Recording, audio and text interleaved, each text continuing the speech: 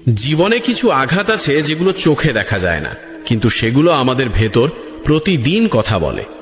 যারা তোমার ক্ষতি করেছে তারা হয়তো আজ আর তোমার পাশে নেই, কিন্তু তাদের দেওয়া যন্ত্রণা এখনো তোমার মনে বসে আছে। মাঝরাতে হঠাৎ মনে পড়ে যায় সেই কথা, সেই ব্যবহার, সেই বিশ্বাসভঙ্গ।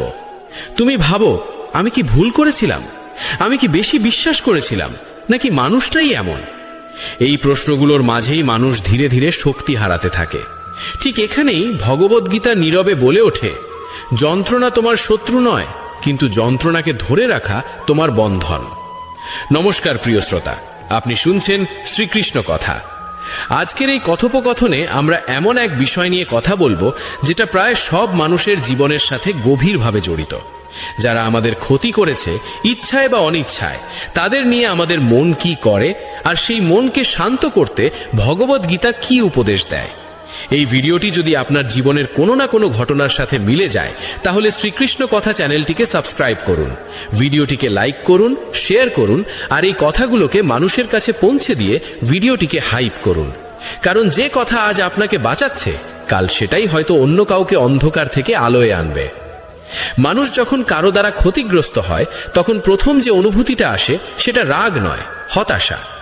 গীতা বলে, হতাশা জন্মায় প্রত্যাশা থেকে। তুমি যাকে বিশ্বাস করেছিলে, যার কাছে নিজেকে খুলে দিয়েছিলে, সেই মানুষটাই যখন ক্ষতি করে, তখন কষ্টটা দ্বিগুণ হয়।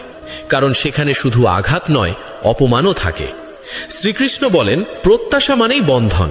তুমি যত বেশি প্রত্যাশা করো, তত বেশি কষ্ট পাওয়ার সুযোগ তৈরি করো।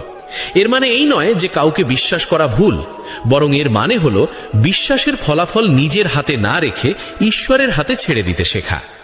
আমরা প্রায়ই ভাবি যে মানুষটা আমাদের ক্ষতি করেছে সে আমাদের শত্রু, কিন্তু গীতা খুব গভীরভাবে বলে, তোমার আসল শত্রু বাইরে নয়, ভেতরে।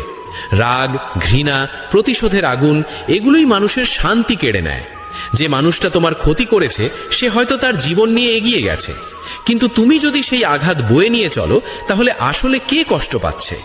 শ্রীকৃষ্ণ বলেন, যে অন্যের ভুলকে বয়ে বেড়ায় সে নিজের বর্তমানকে বিষাক্ত করে তোলে।